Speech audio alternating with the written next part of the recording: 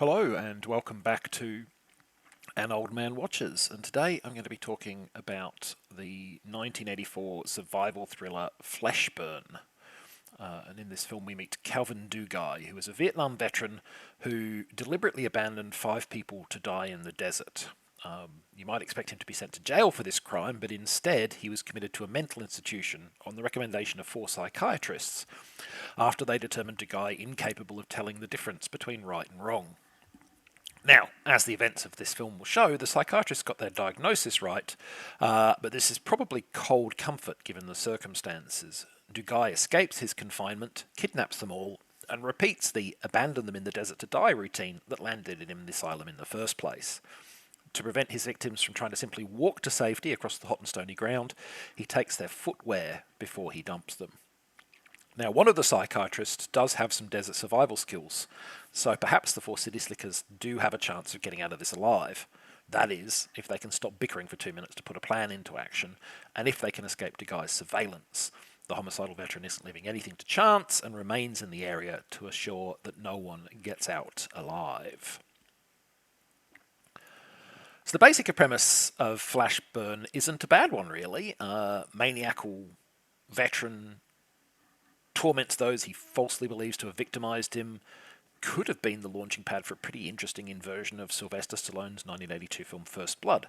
What if Rambo were actually the bad guys the authorities claimed him to be?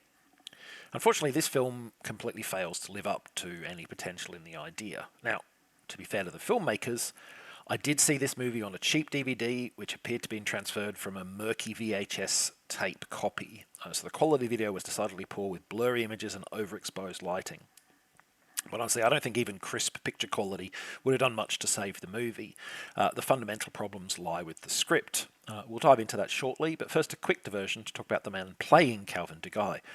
None of what I'm about to say directly speaks to the quality of this film, but I don't believe in separating the work from the performer, so I think it's important context to have. So Dugai is played by Sonny Landham, who is probably best remembered these days for playing tracker Billy Soul in the classic science fiction action film Predator, though at the time of filming Fleshburn his highest profile role was that of the villainous sidekick in the original 48 Hours. Landham actually got his start in acting in pornographic films, performing in those throughout much of the 1970s before making the transition to mainstream cinema. His career peaked in a series of roles in 80s action films, but he was reputedly something of a loose cannon, so much so that during the filming of Predator, the film's insurers insisted that Landham be assigned a full-time bodyguard, not to protect him, but to protect others from him. Now, apparently, in the event, the bodyguard was never called upon to do anything, but that's still quite a telling story.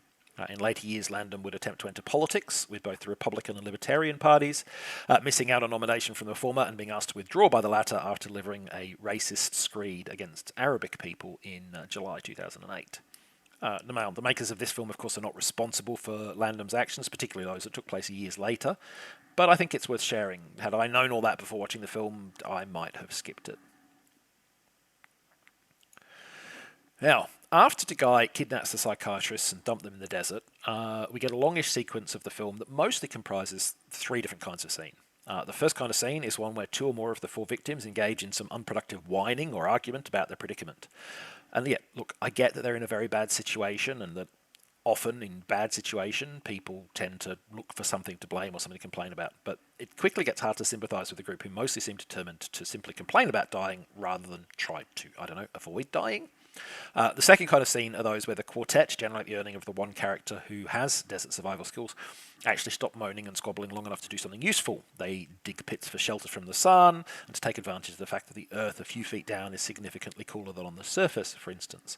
They also crush cacti for liquids and even eventually rig snares for rabbits, which they somehow skin in order to make rudimentary shoes, I guess with the sharp rocks that are lying around. This last is not a fashion statement, mind you, it's part of their escape plan. More on that later. The third kind of scene, meanwhile, is Calvin Dugai undertaking what are presumably meant to be various Native American religious ceremonies. I don't have any idea how authentic those scenes might be to real practices. Sonny Landham identified as half Cherokee, so you'd think he'd have some insight, but it's not the kind of movie where I'd be confident the filmmakers cared about such things. Certainly the principal narrative purpose seems to be push the thesis that Calvin Dugai is a dangerous lunatic, which is somewhat problematic given their native trappings. So, The most problematic thing from a satisfying narrative perspective is the film's final act. This begins after the psychiatrists rig up their rabbit fur shoes. The plan is for two of them to use this footwear to sneak off and look for help, while the other pair attempt to trick the guy into believing all four are still at camp.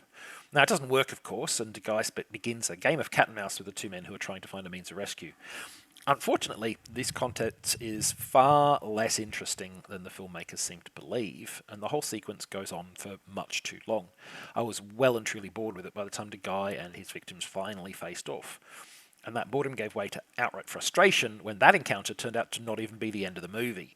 Instead, despite having resolved the key conflict, the movie limps on for nearly 7 more minutes in an interminable epilogue that tediously spells out the fate of the guy and his 4 attempted victims. I really don't understand why this was included. Perhaps the filmmakers were worried the audience couldn't figure it out for themselves, or perhaps they had an arbitrary runtime they wanted to get to. But whatever reason, it just, it's not stuff you need to be told. It's stuff that's kind of clearly can be inferred, and it's just slow, and it just goes on, and it's one last misstep in a movie that had frankly already gone far off course before this. Fleshburn is one that you can safely avoid, I think. Next time, camp espionage antics meet hysterically bad science and catastrophic production challenges in the 1972 release The Doomsday Machine, which you may also find under the title Escape from Planet Earth. But that's next time. Until then, thanks for watching this video, and I hope you enjoyed it.